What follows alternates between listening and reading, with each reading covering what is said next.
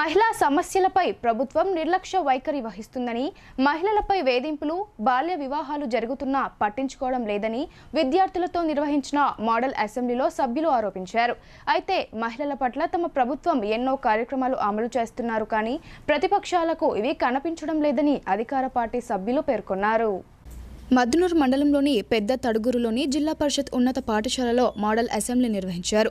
ప్రతిపక్ష సభ్యులుగా అధికార పార్టీ సభ్యులుగా మారి విద్యార్థులు పలు ప్రశ్నలపై వాదోపవాదనలు సంధించారు. మహిళా సమస్యలు, రైతు సమస్యలు, ఉచిత బస్ ప్రయాణం వంటి వాటిపైన చర్చలు జరిగాయి. అనంతరం బహిరంగ ప్రదేశంలో పొగ త్రాగడం నిషేధించే బిల్లుపై చర్చలు జరిపి ఆమోదించుకున్నారు.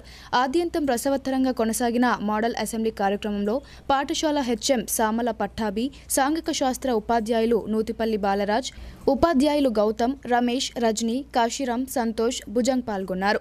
ముఖ్య అతిథులుగా మండల nodal officer Mallesham, complex head master Rajender హాజరయ్యారు. ఈ సందర్భంగా పాఠశాల ప్రధాన ఉపాధ్యాయులు పట్టాభి మాట్లాడుతూ మోడల్ అసెంబ్లీ ద్వారా విద్యార్థులకు ప్రత్యక్ష అనుభవాన్ని కలిగించామన్నారు. ఇలాంటి కార్యక్రమాల ద్వారా విద్యార్థులకు పాఠ్యాంశాలు చక్కగా అర్థమవుతాయని ఆయన తెలిపారు. వెనుకబడిన పిల్లలకు కూడా ఎంతో ఉపయోగకరంగా ఉంటుందని ఆయన అన్నారు.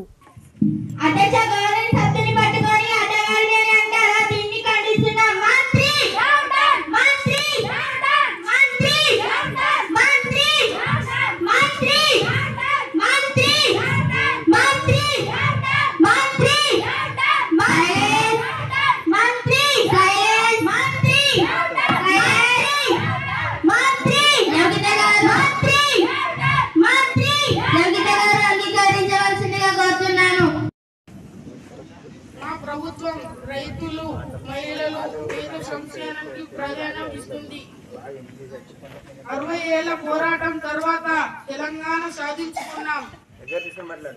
వెనుకబడిన వర్గాల్ని అభివృద్ధి చెందేలా కృషి చేస్తాం. మార్పు ఫలాలు ప్రజలకు చేరుతున్నాయి. మేము ఇచ్చిన హామీల్ని త్వరలోనే పూర్తి చేస్తాం. ప్రభుత్వం దృష్టి పెట్టాల్సిన అవసరం ఉంది. కార్యనిర్వాహక వ్యవస్థలో విలువలను పునరుద్ధరిస్తాం. ఏ పార్టీ అయినా, ఎమ్మెల్యే అయినా మా ప్రభుత్వం సమున దృష్టితో చూస్తుంది. అణిచివేతకు, వివక్షకు గురైన ప్రతి వర్గానికి మా ప్రభుత్వంలో స్థానం ఉంటుంది. గ్రామీణ అభివృద్ధిలో గత ప్రభుత్వం ప్రచారానికే పరిమితం అయింది. మా ప్రతి గ్రామ అభివృద్ధికి మా ప్రభుత్వం కట్టుబడి ఉంది. రైతుల సంక్షేమం కోసం అన్ని విధాల ప్రయత్నం చేస్తాం. నేటి బాలలే రేపు. మా ప్రభుత్వం విద్యకు అధిక ప్రాధాన్యం ఇస్తుంది. జై హింద్, జై భారత్. Thank you.